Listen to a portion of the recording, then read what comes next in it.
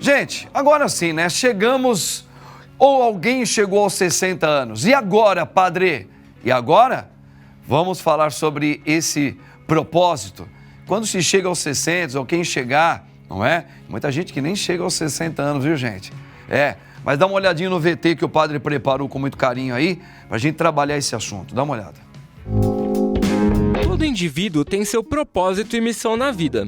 E o conceito de propósito de vida não está relacionado apenas à necessidade de encontrar uma razão para viver e para trabalhar. Ele vai muito além disso. E é exatamente por sua complexidade e forte relação com diversos fatores da vida de uma pessoa que o propósito de vida é essencial em todas as etapas, especialmente após os 60 anos. Pessoas que têm este forte senso tendem a ser mais resilientes e também apresentam melhor recuperação de eventos negativos. O primeiro erro em se tratando de objetivos para o futuro é associar o propósito de vida com a vida profissional. Quando se é mais jovem, é comum que se tenha metas profissionais mais ambiciosas que limitam as projeções para o futuro, mas este não é o único caminho. O propósito de vida deve estar ligado a tudo que lhe faz bem e lhe traz uma perspectiva de felicidade. Seja estar na companhia de familiares, amigos, fazer boas viagens, entre tantas outras atividades. Tudo que lhe traz segurança e contentamento deve ser considerado. Acompanhe agora nosso papo e saiba como manter um propósito após os 60 anos.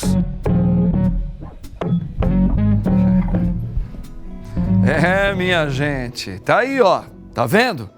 Eu vou usar um termo que eu acabei colocando para a minha vida também. Eu escutei isso um dia, um bispo falar. Eu gostei tanto, falei, vou começar a colocar isso na minha vida e já faz muito tempo que eu venho trabalhando.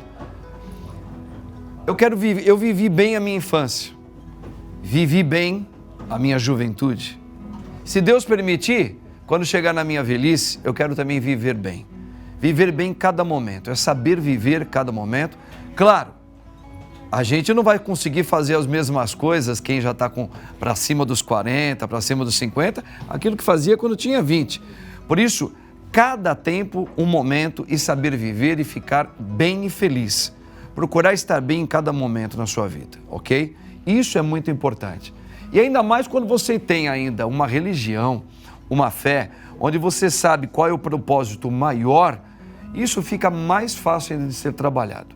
Mas eu tenho hoje a alegria de estar aqui com o doutor Egídio Doria, que ele é médico, gente, médico e doutor em nefrologia. É isso mesmo. Doutor Egídio, muito boa tarde. É um prazer ter o senhor aqui. Boa tarde, Padre Marcos. Eu quero agradecer a sua participação, o convite e boa tarde a todas e a todos. Que bom. Doutor Egídio, esse é um assunto muito legal a gente discutir, porque nós estamos falando ali um pouquinho ali fora, nós estamos vivendo uma época que já faz tempo. Eu até perguntei para o doutor, o senhor, pelos seus estudos, o senhor percebe que os seres humanos, de uma maneira geral, ele está mais vaidoso, ele está cultuando melhor o seu corpo, o medo de envelhecer por causa disso. Como que o senhor está vendo isso? E foi um papo super legal, né? Mas antes de qualquer coisa, doutor Egídio, por que o senhor passou a querer estudar mais e mais sobre essa questão da longevidade, se dedicar ao estudo da terceira idade? O que levou o senhor, talvez aproveitando esse momento desses tempos modernos, essa vaidade da humanidade, querer ficar sempre jovem, o que foi que levou o senhor a querer trabalhar mais sobre esse assunto? Como você falou, eu sou nefrologista, eu tenho doutorado em nefrologia, eu coordenei durante muitos anos o ambulatório de clínica médica do Hospital Universitário e você começa a perceber que a maior parte da população que você acompanha e atende é constituída por pessoas mais velhas, por adultos mais velhos. Cerca de 80% de uma população que frequenta hoje em dia um hospital, habitualmente tem acima de 60 anos. Em determinado momento eu fui fazer um fellow fora do país em doença renal crônica pré-dialítica e nesse hospital que fui fazer um fellow estava tendo uma campanha de prevenção contra quedas, que é um dos problemas que afetam muito e é responsável por uma das principais causas de morte e incapacidade na população idosa. E eu vim com essa ideia de tentar fazer isso aqui dentro do hospital universitário, porque os hospitais eram muito similares do ponto de vista de tamanho, né, e comunidade atendida. Logo depois eu viajei de férias a Madrid. Lá tem umas praças de exercícios para idosos e me veio a ideia de montar uma praça focada em prevenção de quedas. E eu montei isso com o governo do estado de São Paulo. Hoje são mais de 1.000 praças construídas. E logo depois disso eu montei um grupo de atenção multidisciplinar para quedas dentro do hospital e fui chamado logo depois para coordenar a Universidade Aberta à Terceira Idade da Universidade de São Paulo, que é a USP 60+, que é a maior universidade aberta da América Latina, onde nós oferecemos cerca de 10.000 vagas por ano para pessoas com mais de 60 anos. Interessante. Engraçado, assim, já puxando também essa informação para a religiosidade também, doutor. Na Sagrada Escritura, o Nosso Senhor, ele chama a atenção para que nós tenhamos o maior cuidado com as viúvas, com os idosos e com as crianças. Então, veja assim, se isso já, o próprio, para quem tem fé, para quem busca uma religiosidade, o próprio Deus já situa o idoso, né, como aquele que precisa ter um cuidado diferenciado, o Senhor acabou nos colocando aqui, que o Senhor, fazendo uma pesquisa, foi notando que realmente os seres humanos, normalmente após os 60 anos de idade, quando lá chegam, esse índice de procurar os médicos, de quedas, a minha mãe cai muitas vezes. Mamãe, presta atenção aí nessa conversa de hoje, que é muito importante para a senhora. Realmente, precisa dar um cuidado maior mesmo para essa época da vida do ser humano, né, doutor? Precisa. E você falou algo muito importante no início, Padre Marcos. Você falou que eu tive uma infância boa, uma juventude boa e quero ter uma velhice boa. Isso. Para nós termos uma velhice boa, nós temos que nos programar. Essa programação, ela começa desde muito cedo, porque nos últimos 2 séculos nós ganhamos 30 anos a mais de expectativa de vida. Sim. Só para você ter uma ideia, aqui no Brasil, em 1940, a expectativa média de vida era em torno de 46 anos. Hoje em dia ela está em torno de 76, 77 anos, isso reduzindo a queda que teve com a Covid. Super interessante. Então são 30 anos a mais. Sim. Então nós temos que nos programar para como nós queremos chegar nesses 30 anos e o que nós queremos fazer nesses 30 anos a mais. Eu recebi outro dia, doutor, isso aqui é super interessante, a pessoa pensa que é brincadeira, que é um fake, mas não é não. Eu recebi uma vez uma foto de um jornal chamado O São Paulo, que era um jornal da grande cidade de São Paulo, de 1880 e pouco. E ali a manchete, e foi um amigo meu, padre, que me enviou, a manchete era o seguinte: tinha na capa um caminhão, mas um caminhão bem antigo, que tinha entrado na casa de uma pessoa, de uma família. E a notícia era essa, verídica. Uma senhora de idade, uma velhinha de 42 anos, foi atropelada na sua própria casa por um caminhão. Então é isso que o senhor está falando. Isso em 1880, uma mulher, um homem que chegava aos 40 anos de idade, era visto e considerado, por causa das circunstâncias da época, idoso, idosa, velhinho, velhinha, que as manchetes de um jornal não ia brincar. Gente, volta aqui, vamos falar sobre esse assunto. Ô doutor, eu vou colocar um VT agora, mas quero fazer uma pergunta bem rapidinho. Quando a gente fala assim, eu gosto mais de mim hoje, com 50 anos, do que quando eu estava com meus 30. Isso é uma desculpa para a gente tentar concordar que a idade chegou e eu estou querendo me convencer que cada época é melhor? É uma verdade ou é mentira? Não, é uma verdade. Existe um estudo que pegou as pessoas por faixas etárias e determinou o grau de felicidade dessas pessoas. E mostrou-se que é uma curva em U. À medida que você vai envelhecendo, você vai se tornando mais feliz. Porque isso aconteceu comigo. E existe uma teoria para isso, que é a teoria da seletividade emocional. Você começa a selecionar aquelas pessoas que te fazem bem, que te trazem algo positivo, as ocasiões da vida, os eventos que te fazem bem. Então você começa a priorizar o que te faz bem e deixa de lado tudo que te faz mal. Gente, isso te torna mais feliz. Deixa mais feliz. A maturidade faz bem para quem sabe viver, ok? Dá uma olhada nesse VT que agora nós preparamos aí para o doutor nos ajudar. Dá uma olhadinha. Uma das expressões mais utilizadas atualmente é que a vida começa aos 60. Muitas mudanças de hábitos, alimentação e finanças começam a aparecer com o amadurecimento. Uns continuam trabalhando, Outros se aposentam e vão curtir merecidamente a vida. Outros começam a praticar atividade física. Mas uma dúvida paira na cabeça de todos eles.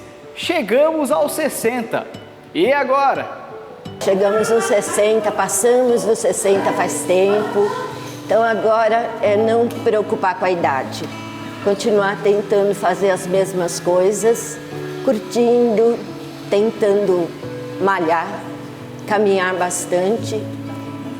E muito importante também é sempre socializar, confraternizar com as outras pessoas.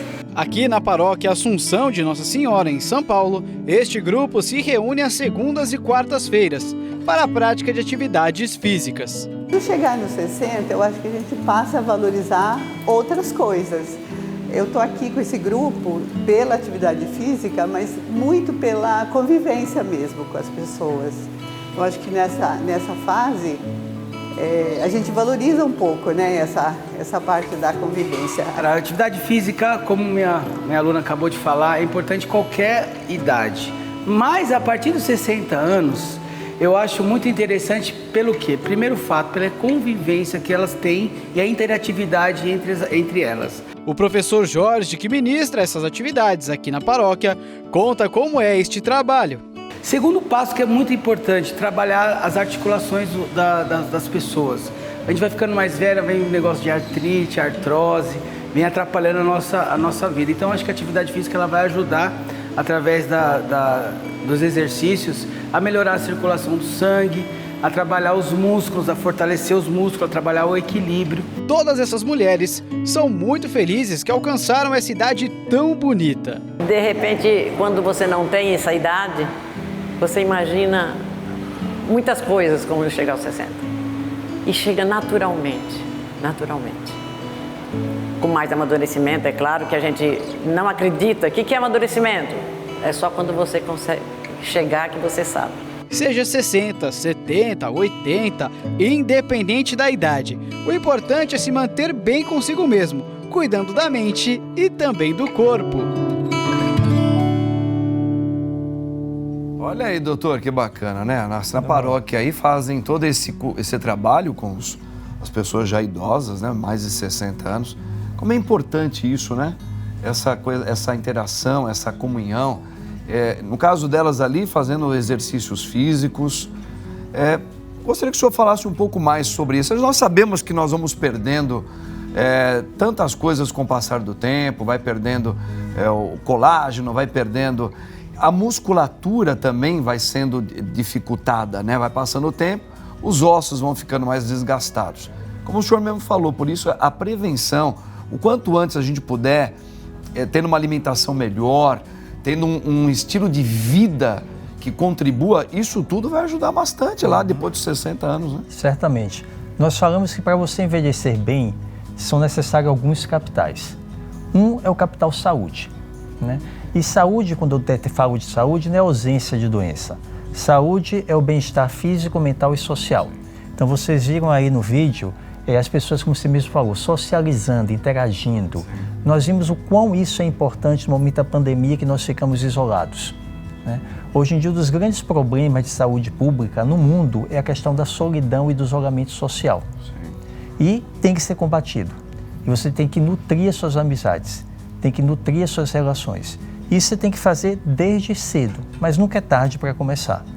O outro capital que nós temos é o capital financeiro, né? Você precisa ter recursos que você tem que guardar, aprender a guardar e economizar ao longo da sua vida, para que quando você tiver uma produtividade diminuída porque você aposentou ou porque você quer trabalhar menos nessa fase da sua vida, você já tem um recurso, um respaldo financeiro. Certo. E o outro, voltando mais uma vez, é a questão do capital social. São todas essas relações que te dão suporte emocional, né? Isso é muito importante, vínculo, né? E nós temos outro fator, que é a questão do propósito. Sim. Você tem que ter propósitos. E esses propósitos variam ao longo da sua vida. No primeiro vídeo, vocês mostraram a questão do propósito profissional. Sim. Né? A vida anteriormente, ela era trifásica, Marcos. Você nascia, estudava, trabalhava e se aposentava. Sim. Hoje em dia, com 20 a 30 anos a mais, você tem diversas possibilidades. Você pode Continuar querer trabalhando. continuar trabalhando, mas de uma forma mais namorando flexível. com mais de 60 anos de idade. Novos relacionamentos, casar novamente, ter uma nova profissão, fazer um sabático, ficar com os filhos, viajar. Muitas pessoas fazendo cursos e faculdades acima dos 60 anos de idade também, né? É um outro fator muito importante, você aprender continuamente. Então, esse aprendizado ao longo da vida, ele está possível por esse aumento da longevidade e por essas nossas novas oportunidades. Maravilha. Gente, tá vendo como é que é? O papo é super legal, hein?